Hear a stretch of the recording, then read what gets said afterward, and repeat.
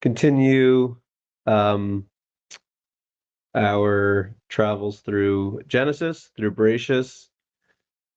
Um, I did a stream yesterday. We did chapter 2. Today I wanted to continue with chapter 3.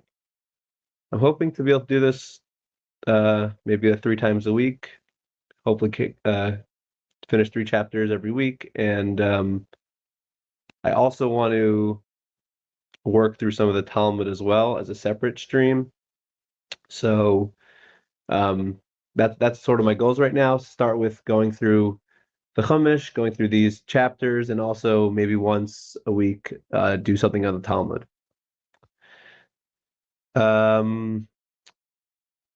So I am going to, I hope my audio is good. I'm going to start with um, chapter 3. We finished last week, or yesterday, I should say, in chapter 2, where Adam and Eve were the last verse was that they were naked and they were not embarrassed. Um, the next chapter starts the story of the snake in the garden.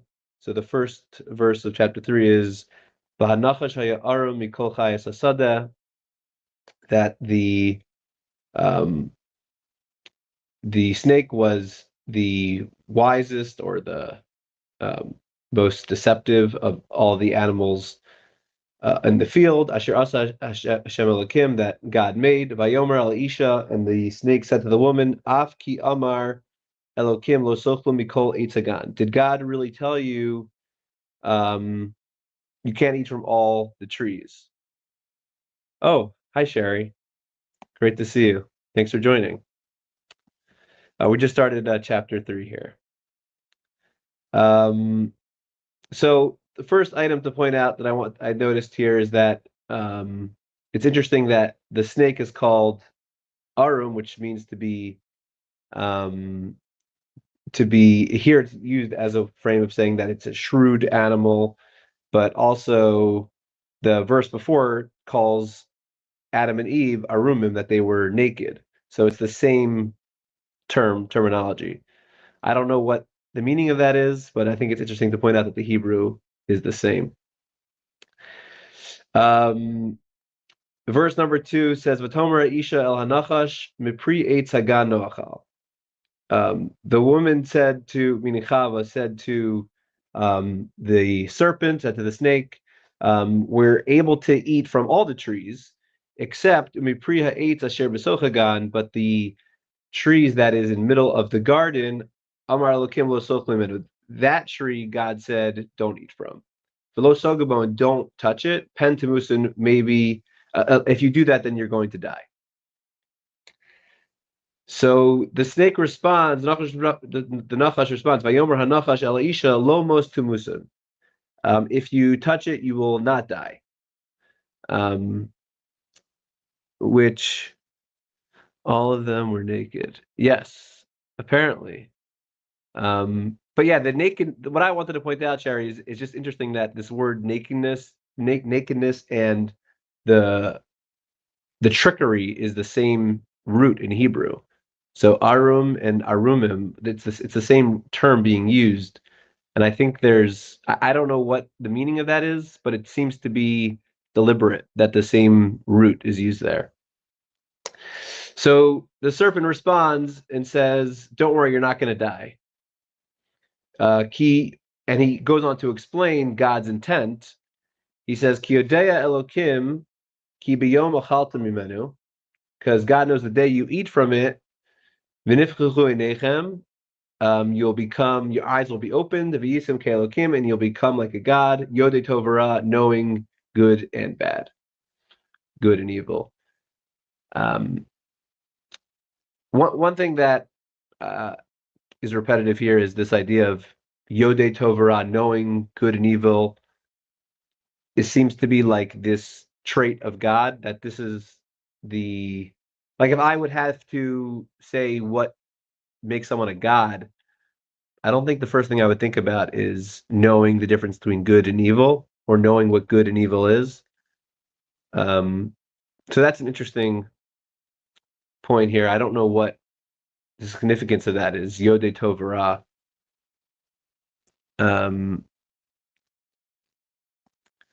It's funny, given how many people can't tell the difference between good and evil. Ironic. Yes. And Young God, thanks for joining. I appreciate it. It's good to see you.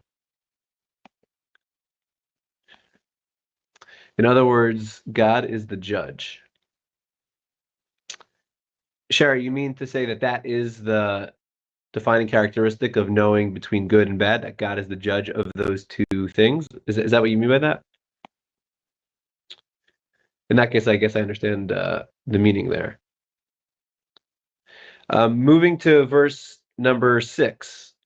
Vatera isha kitova eitz lamachal. And the woman sees that the tree is good to eat, v'chisava hileinayim, that it was tempting to her eyes, v'nechvara eitz lahaskil, and it was desirable, and it would be a source of wisdom.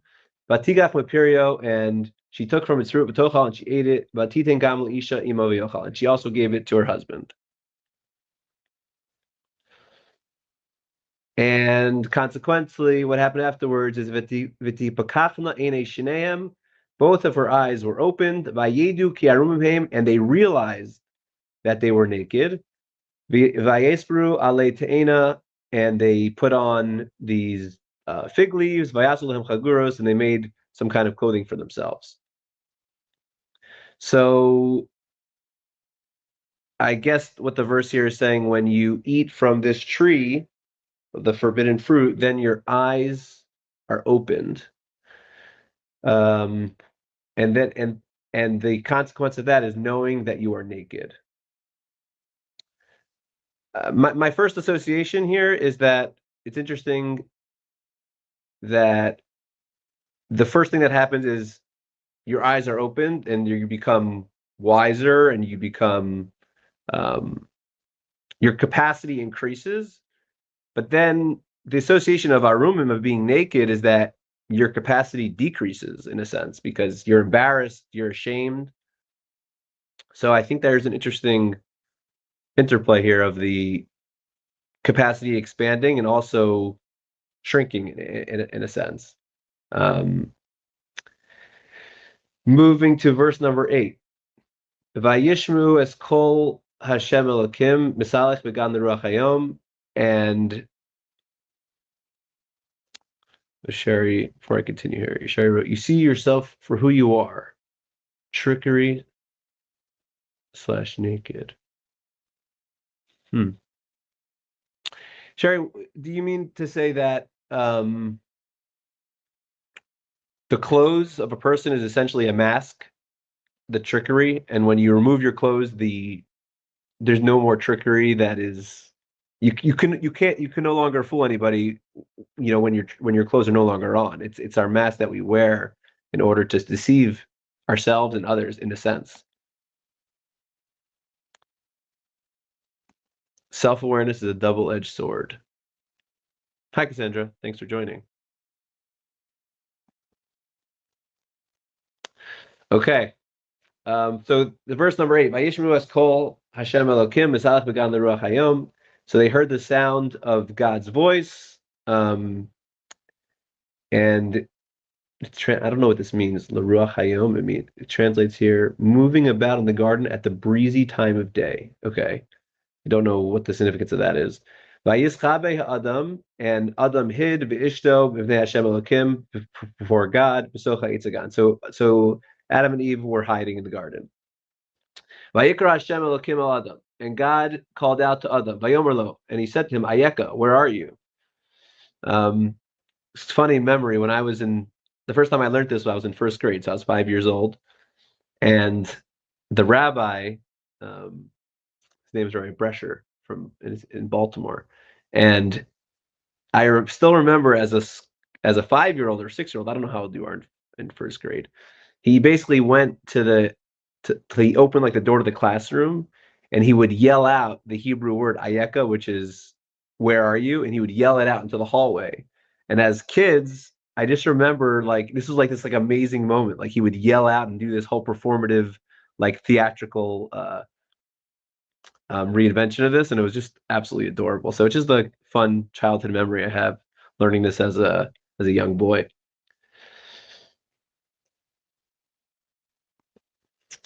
LOL, God called out to the human. Gotta check his in.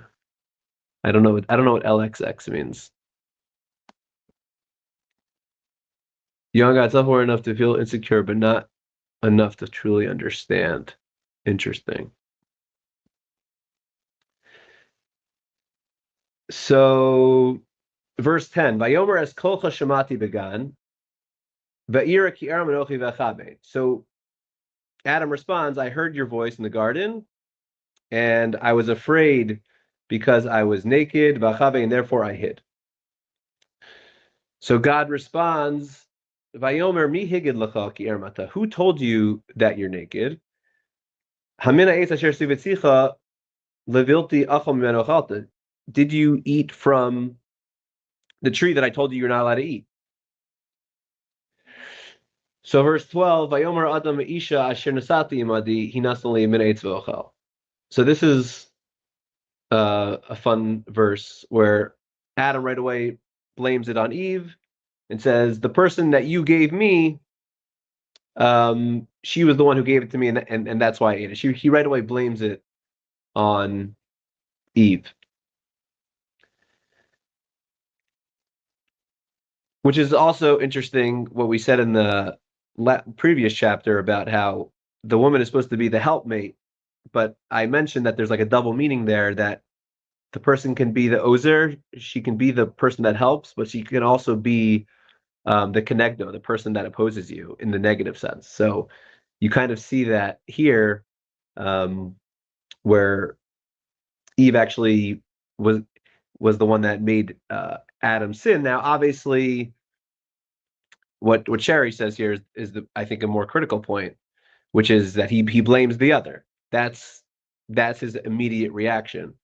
And I think there are sources in the Talmud that I don't want to say I'm pretty sure there are, that if he would have, or maybe it's a Kabbalistic idea, that if Adam would have right away taken accountability for it, then there wouldn't have been as we see that they had to be kicked out of Eden. That wouldn't have happened if Adam would have taken accountability for it. Cassandra, Adam, women, exactly. Things haven't really changed since then, apparently. Okay, verse number 13. Vayomer Hashem Elokim Isha Mazos Asisa. And so Adam sends God to Eve to speak to her, essentially, because he blames it on her. So God goes to Eve and says, Mazos Asisa, what have you done? Vatomer Isha, and the woman says, Anachas Hishiani V'ochal. She blames it on the snake and says the snake was the one that tricked me. Vayomer Hashem Elokim al Nachash, and Hashem says to the snake, Ki asisi zos arata mikol behema o mikol chayes asada. And you're going to be cursed from amongst all the animals. Al glachon chatelech, you're going to lay on your stomach, or whatever you call that for a snake. You're going to eat dust all the days of your life.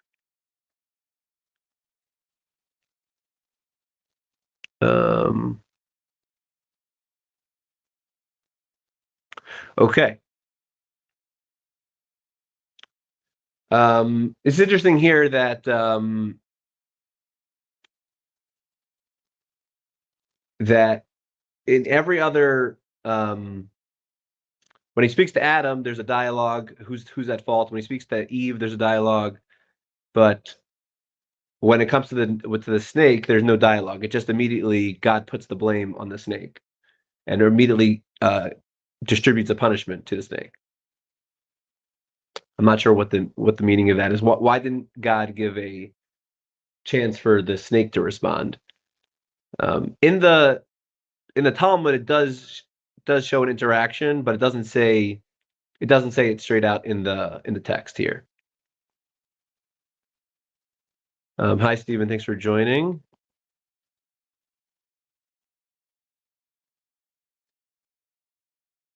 Oh, Sandy's here. Hi, Sandy. So good to see you. Thanks for joining. I appreciate it. Okay, moving on to verse 15. Yes. Ve'eva ashis beincha bein isha. I'm going to place a certain hatred between you and man, ubein zara, hu yishuf charosh v'ata tushveno ekev. That they're going to strike your head, referring to man in relationship to a snake, and you, referring to the snake, tushveno ekev, you will strike at their heel. So this punishment is to both parties. I was initially going into the verse thinking that it would be just a attack towards, it would just be a curse to the snake, but it seems to be a curse towards man as well, because it's saying that that the snake will also be attacking man's heel. So that's interesting. Elisha Amar, and then God goes to the woman and says, Herba Arba, it's vonech veherenech. She's going to make labor for a woman very difficult. Be'etzev taldi banim, in hardship, you're going to bear children. Vel ishech tu shukasech v'huyim shabach. And it says here, your urge will be for your husband. Tushuka, like typically is like a passion, like your passion will be for your husband. V'huyim shabach, and he will rule over you. I don't know what the significance is of this curse to a woman. Like what's the relevance that your pregnancy will be difficult with the sin of eating the forbidden fruit? I'm not sure what that connection is. And then this conversation about the relationship between a man and a woman also changes here, and that the man is going to rule over the woman. I don't know exactly what the meaning here is. Let's see, William Blake. William Blake talks about the harlot as a woman who has pleasure but no pain. It's a counter pro-female paganism at the time. They used drugs to ease labor, so this is supposed to be anti-women.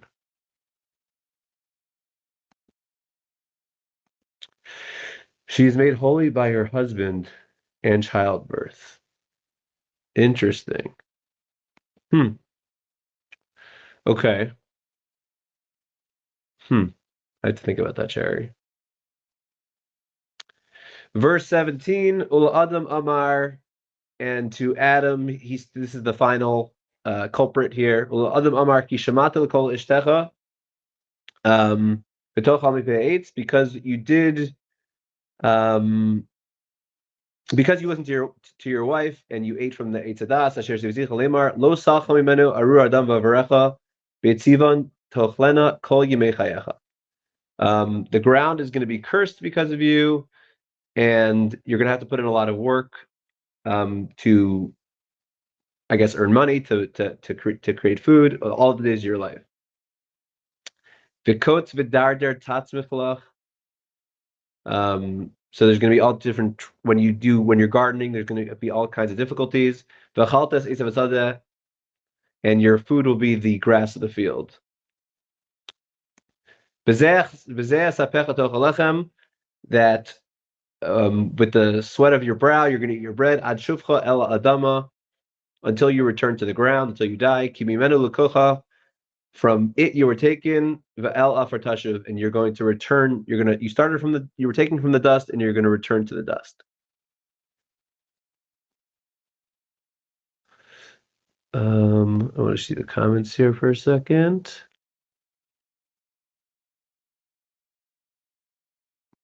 I remember reading a stat that girls start getting lower grades when they get a boyfriend versus boys where the area generally don't change. Reminds me of that bit. You need a large brain to understand good and evil. So difficult childbirth.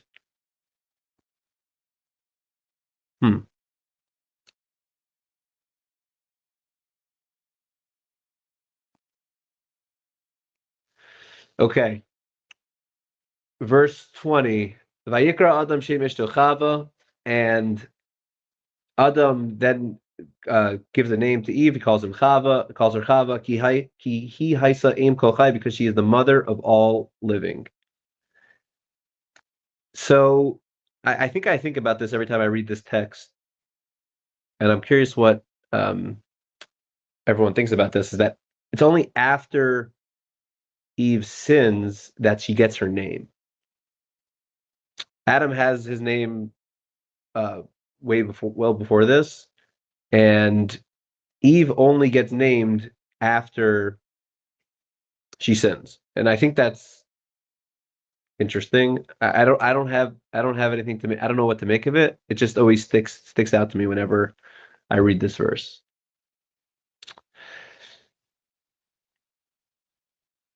Vayas Hashem Elokim la'adam u'ishto kosnos or vayibishem. And God made garments for Adam and Eve to wear, and He clothed them.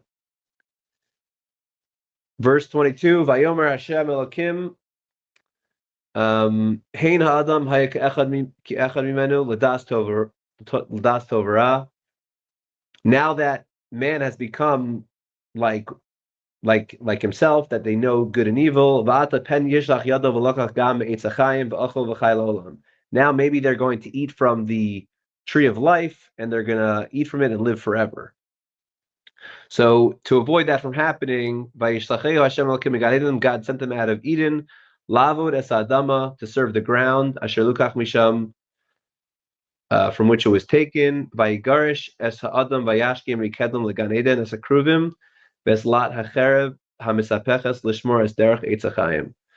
And God drove them out of Eden, and He appointed these Kruvim, these angels, to protect with a flaming sword, to protect Eden. And that's how chapter 3 concludes.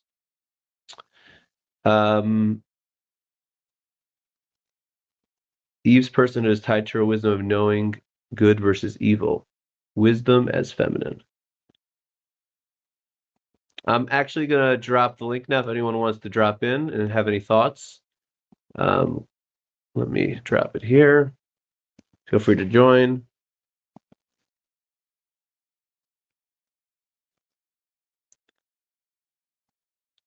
Adam means man, right? So he doesn't get named, or maybe she doesn't get named. Life till after she finally gives birth for the first time. Yeah, that's a good question. Like, Cassandra, is there actually a point where Adam gets officially named? I have to look back through it again to see. I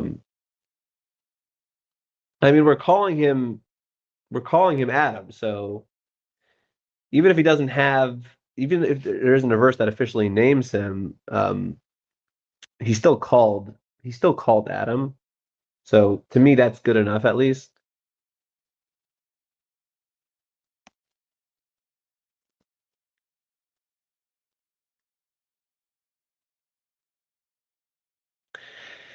Also, at this point, when he calls her the mother of all the living, she didn't actually have a child yet, right? I think that's in the next chapter.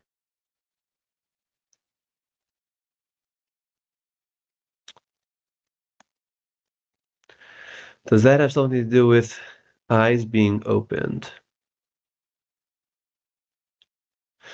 I'm not sure what you're referring to, Sherry, there, but I do think the eyes being opened is a critical piece here. I'm not sure what to make of that either, but it seems like something that needs to be elaborated on.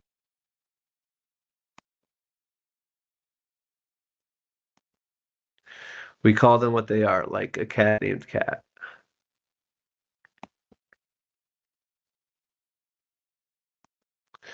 The scripture just doesn't say when pregnancy occurs, right? That's a good point.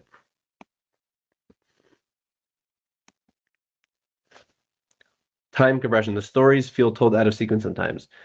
Yeah, and there is a Jewish tradition that it's called Ein Kadam Ucher B'Torah, which means that there is no beginning and end. Like, a lot of the Torah is out of order.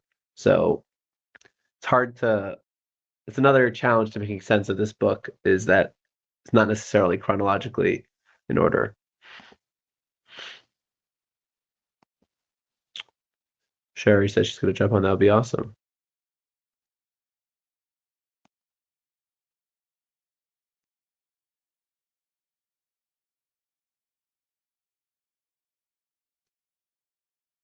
No beginning and no end. Yeah, I mean, I think it fits well into. I think the Torah is a comedy. I really believe that. I haven't heard so many people, especially in my circles, in the Orthodox Jewish circles, talk about this. But I really feel strongly about this that the Torah is a comedy, and not in a uh, making light of it. In the opposite, it's like it's the greatest comedy ever. That's how I've always seen it. I shouldn't say I've always seen it. That's how I've seen it in my as I've gotten older. I mean, not that I'm terribly old. I don't have that much gray hair yet, but um, in the past few years, as I've reapproached the Torah from a different perspective, I really do see it as a comedy in so many ways.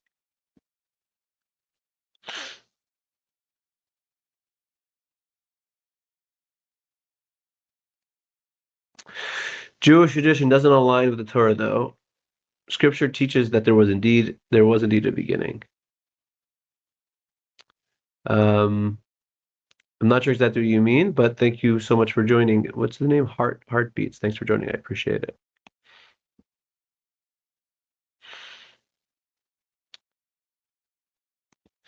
Classic comedy like Shakespeare. Exactly.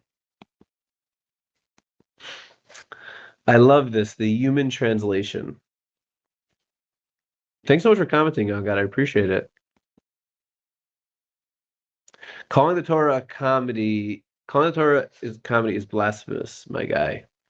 I totally see why you would think that, and I don't mean it in that sense. Um, but like I don't mean it like a Netflix stand-up special, but I mean it in the sense of how comedy is able to bring out truths in ways that other things cannot. If you actually hear an amazing stand-up comedy bit, it could point to the truth in a painful way that other art forms cannot. That's sort of what I mean by comedy.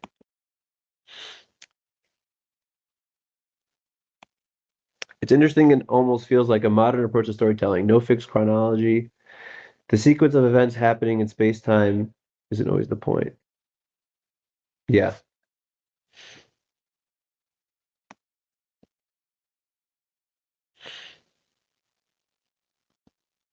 RJ, you just come for the puns.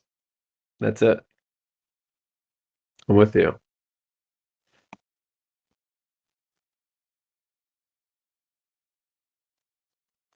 The Jewish perspective is that there was a world before this one.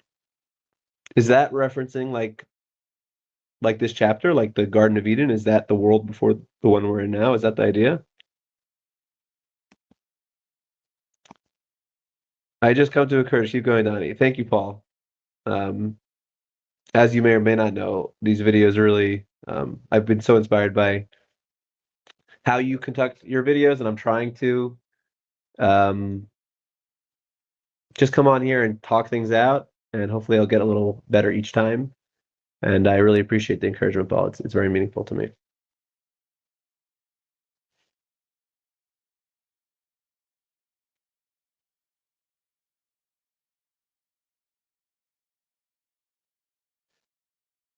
I'll wait a couple more minutes for Sherry, and if she doesn't join, or if no one else joins, I'm gonna probably end the stream.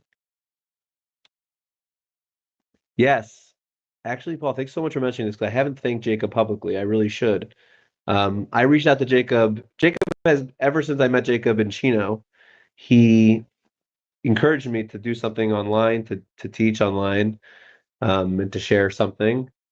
Um, and I was very reluctant about it. And then I don't know what happened a couple weeks ago. It just hit me like I want to start doing something. And I reached out to Jacob, and then within like 5 minutes, he has me completely set up, and he's just so encouraging, and it's great to have this platform to talk to everyone. So yes, thank you, Jacob. Really, really appreciate it. And I should have thanked you in the first couple of videos that I did. RJ, save us.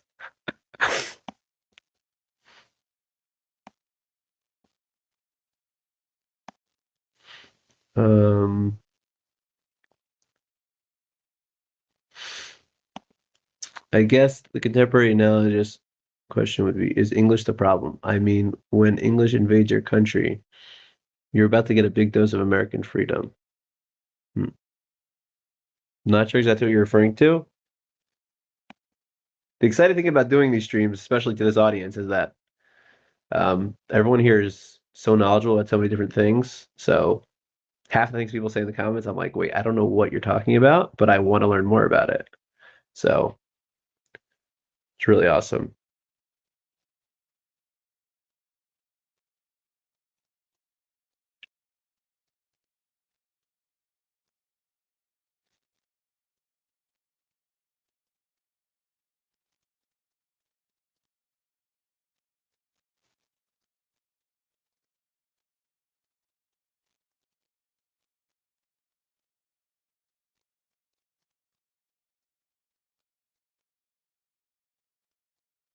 Oh, sure, I just joined.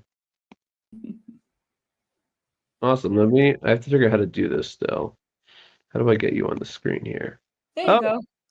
There we go. Hello. So good to see you. Wow. I had to join. I appreciate it. You're a rare sighting around these parts, so I'm like, I'm in. That's awesome. Well, I've already done like I did like one stream, and now I'm on my third one in the past week, so I'm on a roll. Great. It's great, and this is a Yeah. good chapter. This is the most fun chapter, I Mm-hmm. think. Yeah. Yeah. And you're not pre-planning these, so I never know when you're going to jump on. You could schedule them, you know. I know, but then it's like it's a whole commitment, and I have to like, this is easy. I just pop on and see who's here. When you feel like it, yeah. Yeah. Luckily, it's my coffee hour, so here I am. Perfect. And when I tuned in, I was like, "Oh, he's only been on for 1 minute." Usually, I get on and everybody's at the end. Yeah. Yeah. Their stream. Yeah. Yeah. Yeah, no, I thought it would be fun just to go through it. Like, I hope it's not a burden that I don't prepare. I think it's nice to just sort of just talk it out. And sometimes I'll read a verse and not know what's going on. And then, and Paul approves Thief in the Night videos. So, yeah, true. Yeah. Yeah. Yeah. Well, that whole trickery nakedness thing was cool. I like that. I was thinking right away about John Vervaeke's bullshitting yourself thing. Say more about that. Well, like his project is about cultivating wisdom so that you don't bullshit yourself. Right? But one of the problems I see with that is that the whole story begins with bullshitting yourself. Right? Interesting. Yeah. You mean this chapter? You're saying the whole story starts with that? Yeah, it's like, yeah. Well, God told me not to eat from it. Oh, you're not going to die. Okay. Right. Yeah. And so there seems to be, I'll just dare to say it, some kind of utility in bullshitting yourself. Right.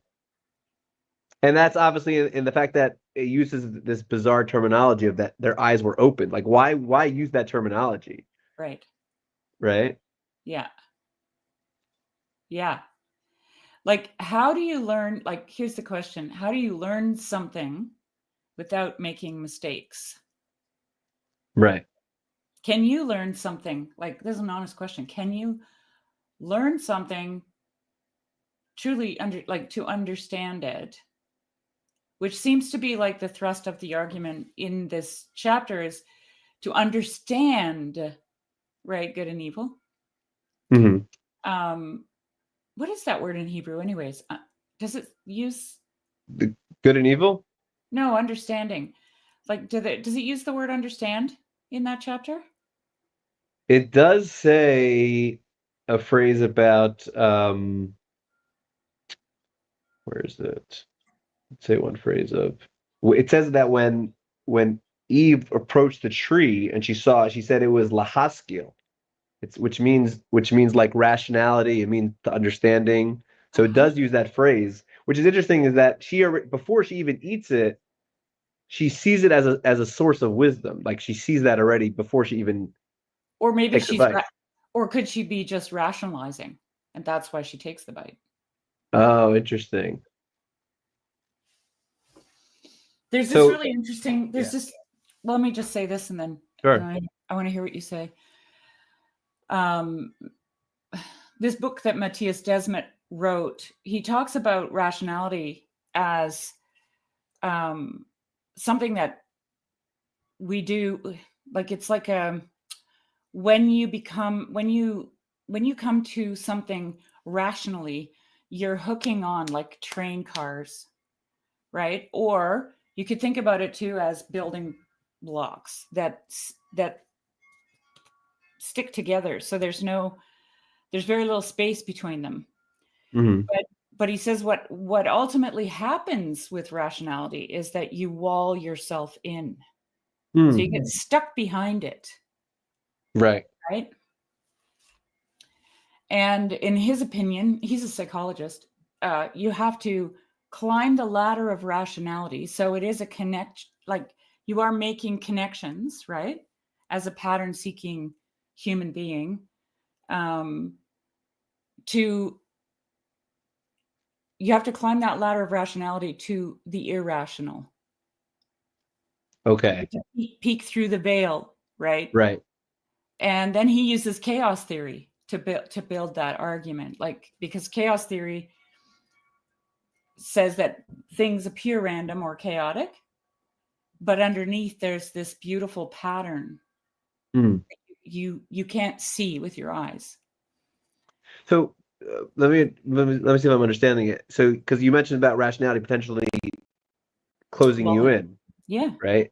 So essentially, what you're saying is that to be rational in the best sense, if you could say that, you have to build up the walls, but you also then have to climb beyond it. Otherwise, you have to use them to get out. got it, got it, got You it. have to Okay, use them to get out. got it. So the ultimate goal of rationality in your mind is to become irrational.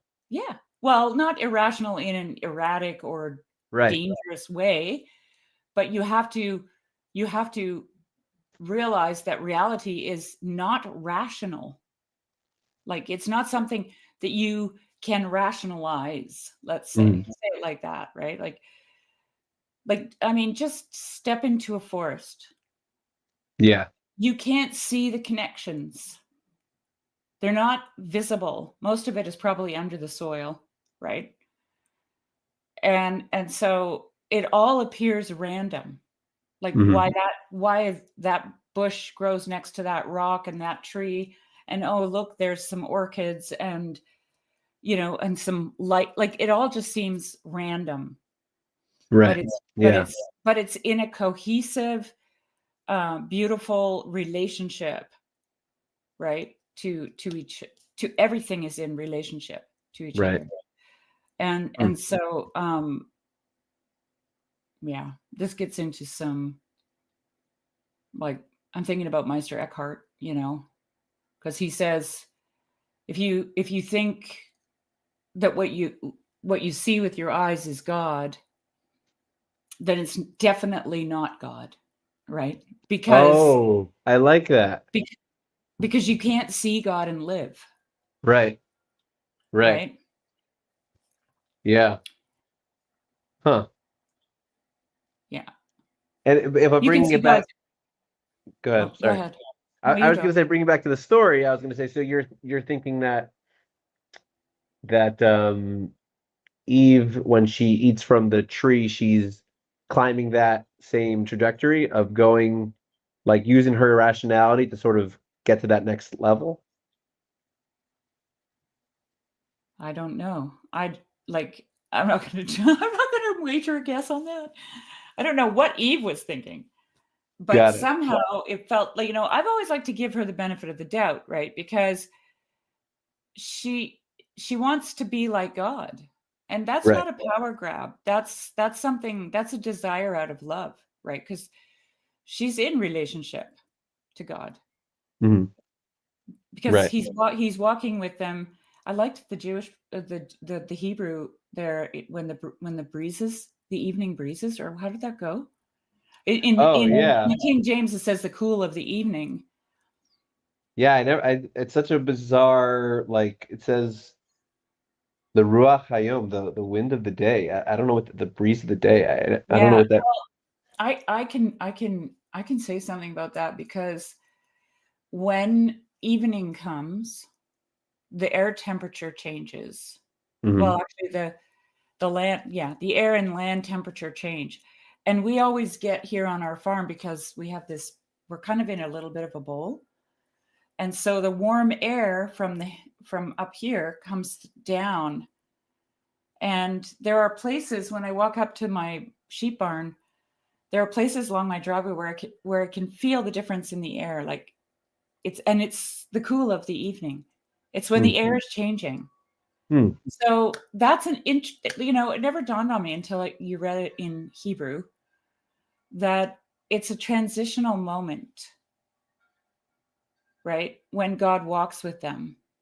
It's Right. when the air is cooling and evening is coming, and all that. It's a threshold. It's kind of a, Hmm. threshold Right. thing. Feels like. Huh. That's interesting. That would make sense then the why it's defined that way, if it actually is that has that representation to it. Yeah. Here, Young God said, Eve wanted God, and God Adam said, it all makes sense now. It's hysterical. I didn't realize these comment sections can be hilarious. There's some funny They're great. people. Yeah. When you actually do some videos, you get to see, how creative people are. It's hysterical. Yeah.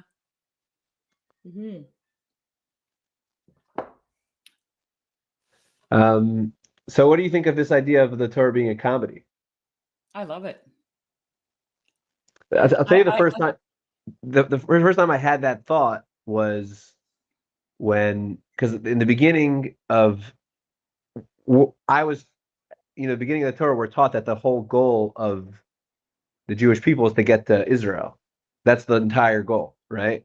Mhm. And even like in the commentaries on the first verse of Bereshit of Genesis, they talk about how it connects to getting to the land of Israel somehow. Yeah. So that's always the focus in the Jewish tradition of how are we getting to the promised land. And I always think about how when you go through the 5 books, you get to the end and they don't go. I They don't know. make it. I just Somebody did a live stream. Oh, it was McMo. Someone was talking about that, like how they just wander around the wilderness forever. And what about the promised land? And I'm like, maybe that is the promised land. Oh, okay. That's a which, whole different story. which would make it a comedy, right? Like, Sure. Exactly. yeah. Yeah. And it has a gesture role feel to it, where the punchline wakes you up, right? Like Yeah. when I say maybe the wilderness is the promise, Yes. Exactly. right? Yeah. Yeah. I mean, I For think me, comedy can like really it crushes self-deception like nothing else. It crushes the yes, BS like nothing else. yes. And that's what laughter feels like it is to me. Laughter is when you collectively uh, see your own bullshit, Yeah. right? Yeah. Hmm. For Yeah. sure. But there's I don't remember where I heard it now. It was a reputable source. But there was this idea that when Moses saw the burning bush, Yeah, and I'm gonna maybe be right back. I'm listening. I just have to jump for one yeah, second. maybe you can look up those verses where he notices the burning bush for me, because I actually never double checked it. But it says that he went off the path and then he noticed it. Right. Yeah, I know what you're talking about. Let me pull that up. Let me find it. Where would that be?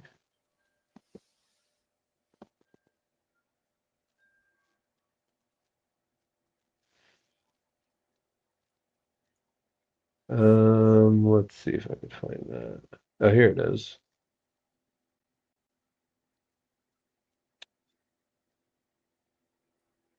So how do I share my screen? Okay, here we go. So he sees the bush.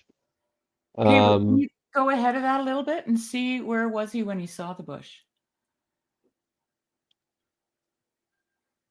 Tending the flock, drove the flock into the wilderness.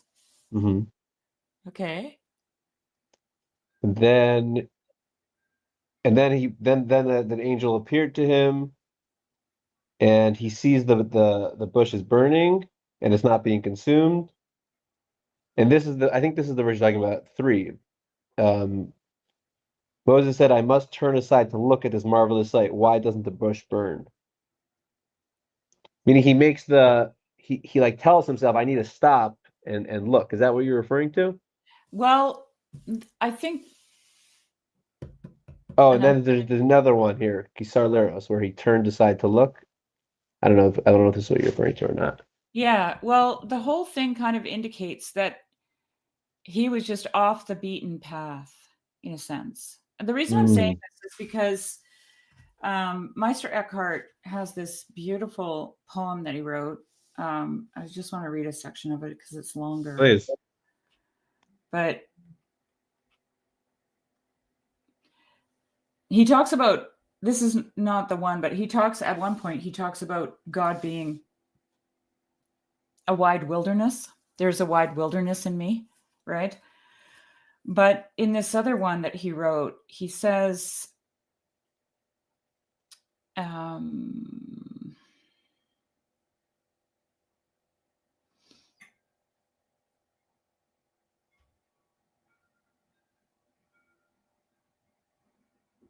check and mate, as in checkmate, time, form, estate. The wondrous ring holds everything. Its central point stands motionless. The peak sublime, deedless climb, if thou art wise. Thy way then lies through desert very strange to see. So deep, so wide, no bounds decried. This desert's bare of then or there, those are capitalized, in modeless singularity. This desert place no foot did pace, no creature mind ingress confined. It is, yet truly none knows what. 'Tis there, 'tis here, 'tis far, 'tis near, 'tis high, 'tis low, yet all we know is this it's not, and that it's not. It's clear, it's bright, it's dark as night. No name or sign can it define. And then down a little further, he says, as a child become, both blind and dumb, thy own self's ought must turn to naught. Both ought and not thou must reject, without a trace of image, time, or space. Go quite astray, the pathless way. The desert thou mayest then detect. And then the last verse, I'll just read it because I don't want to leave you hanging. My soul within, come out, God in. Sink all my ought in God's own knot. Sink down in bottomless abyss. Should I flee thee, thou wilt come to me. When self is done, then thou art one, thou transcendental highest bliss. So, yeah, Meister Eckhart talks a lot about going astray, and that might be actually where I read that about Moses, because in one of the commentaries on Eckhart, because I think he's playing with that idea of when Moses went off the path and saw the burning bush. So without having gone astray. And of course, religious people don't like hearing that. Sure. Don't go astray, right? Of course. But I mean, even Jesus talks about the lamb that goes astray, and he goes to find it. He meets Right. you there, right? Sure. So, and that's kind of the scenario that's being described as what's happening to Moses. Maybe that's what you're also referring to, because in the rabbinic text, it talks about that when this happened with Moses, when he found the burning bush, he was actually looking for a stray sheep, like at the time. Okay. Like it like broadens the story a bit. Oh wow, that's even better. So interesting. That's really interesting. Mm-hmm. I mean, I guess it's like, what's interesting about this idea of going astray and going off the path, and as you said, like religious people obviously don't want to hear that, but in a way, if you don't veer off in any capacity, then you're really just sort of spitting back what you were given, which is, to me, it's an exhortation to critical thinking. Right. That's what it is. It's thinking outside the box, Yeah. And you got to do the thought experiments. You have to try, you got to try them out. Yeah. See if they fly or not. Like, yeah. That's how I feel. Yeah. Okay. Wow. This is so fun. We should do this again, Cherry. We should. Yeah. Yeah. Let me know. You can always just DM me or something. Let me know. Sure. Well, I'm going to be popping on, so now, hopefully there'll be more opportunities when you're around to jump on. Yeah, sounds good. Awesome. Thank you so much for joining. I really appreciate it.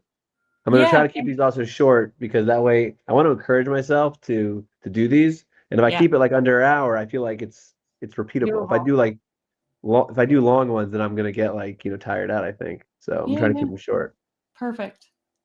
Okay. Well, I look forward to the next one. Thanks so much for joining. I really appreciate it. So good to see you.